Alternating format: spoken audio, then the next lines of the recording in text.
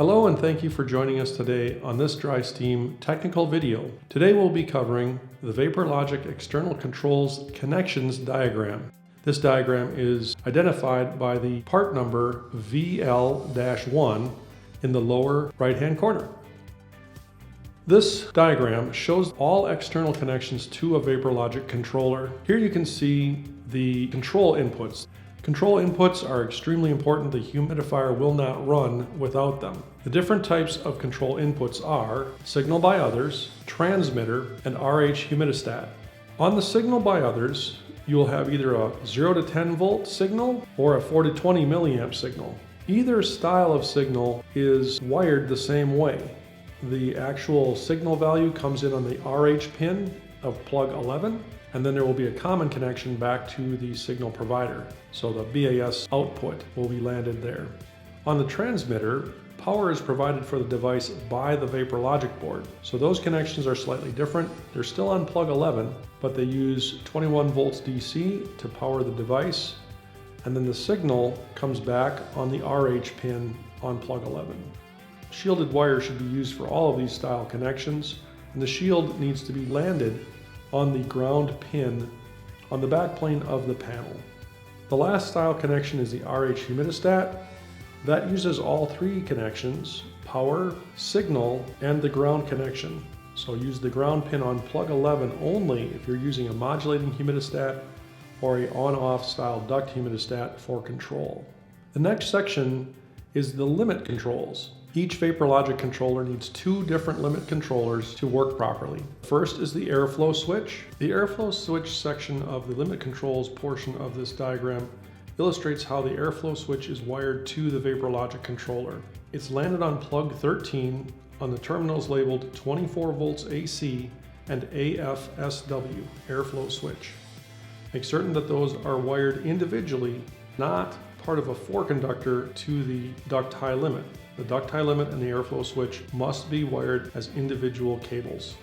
You also could use a SDU style switch.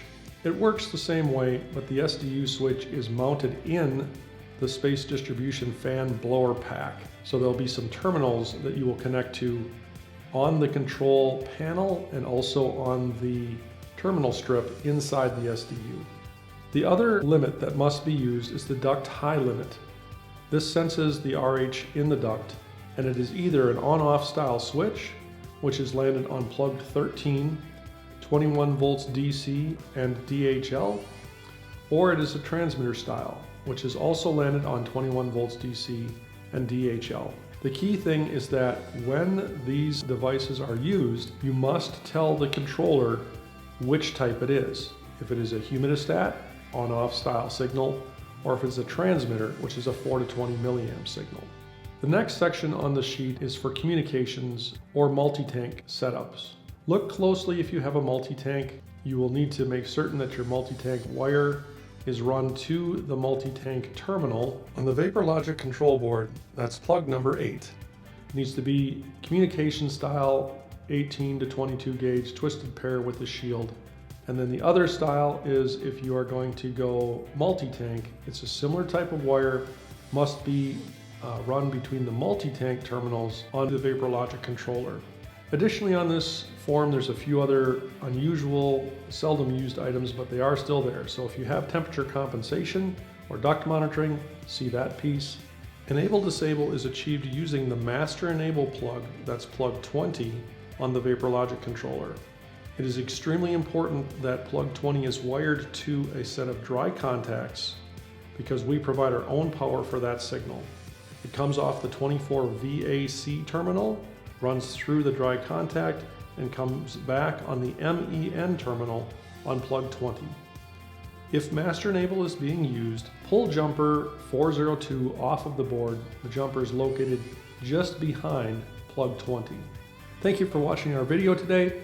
If you have further questions, please feel free to contact technical support at drysteam.com or give us a call at 800-328-4447 and choose extension 2.